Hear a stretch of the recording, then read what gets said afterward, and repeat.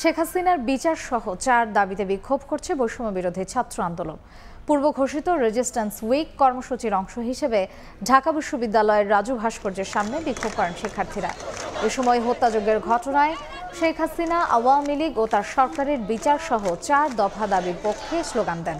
এছাড়া সংখ্যালঘুদের নির্যাতন করে অভ্যুত্থানকে বিতর্কিত করার চেষ্টায় জড়িতদের বিচারের দাবিও জানান তারা। পাশাপাশি প্রশাসন ও বিচার বিভাগের সমতা নিশ্চিতের দাবিও আন্দোলনকারীদের।